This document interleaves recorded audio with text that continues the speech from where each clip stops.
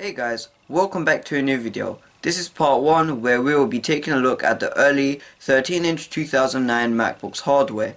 So, let's get started.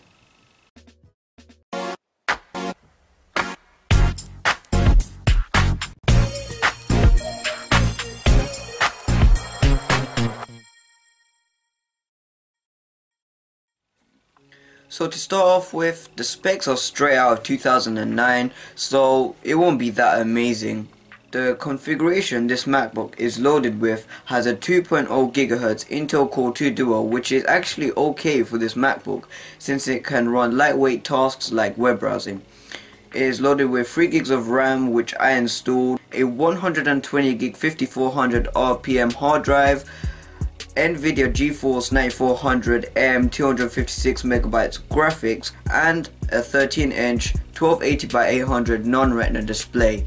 The non-Retina display is very noticeable with the pixels and the jagged edges around the icons and so on. Since I don't have any other MacBook to compare with, I'm going to be using DetroitBORG's video, which will be in the description if you wanted to see that yourself.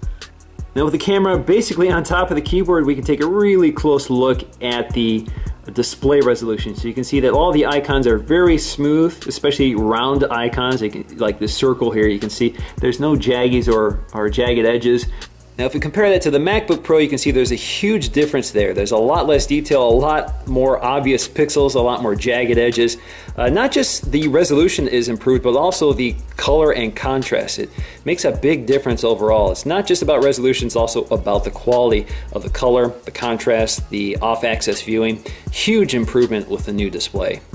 So, moving on to the ports of the laptop, there is a large amount considering you won't find that many in today's laptops. Of course.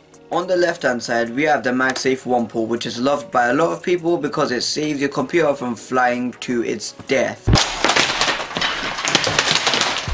Next we have the Ethernet jack, which is a life-saving but really annoying way of connecting to the internet, especially if you don't have an AirPort card. We then have the mini DVI port, FireWire 400, two USB 2.0 ports, audio in and out, and then on the right hand side we have the super drive. Looking at the keyboard, this uses the old chiclet style keyboard, which is a breeze to type on. There is a good amount of travel, the keys don't wear out as bad as other keyboards, and it overall is the best keyboard in my opinion. What's good about this keyboard is that it is very to replace the keys. You don't have to take apart the laptop in any way, it doesn't break the keys either. So people like Austin Evans has replaced the letters with all black keys and the rest is white. Speaking of modifications, people have gotten really creative with the White MacBook. A couple examples are like changing the bezels of the screen to a black bezel and adding a backlight to the keys so it looks like the MacBook Pros that do officially have this feature. Up on the top of the keyboard we have the brightness controls, mission control, dashboard, F5 and F6, which you can assign to a specific command like launchpad, your media controls, mute, volume up, volume down, and the eject key. Down below we have the trackpad that has come a long way from 2009. This trackpad has multi-touch, but the button below only is left click, so if you wanted to right click you would either want to do a control click or you will go into system preferences and enable the 2-finger tap. The MacBook has an Neistat camera, but to be honest it's not that great. You would rather just want to use your phone or your tablet or whatever you use to video call rather than just using a potato quality, Neistat camera from 2009. Hey guys, so this is the camera quality of the MacBook. It's not so good, it's like 480p quality. So yeah, it's just really not good, and I suppose you will not be using this for video calls or anything because it's really not that good, and yeah, so that's all.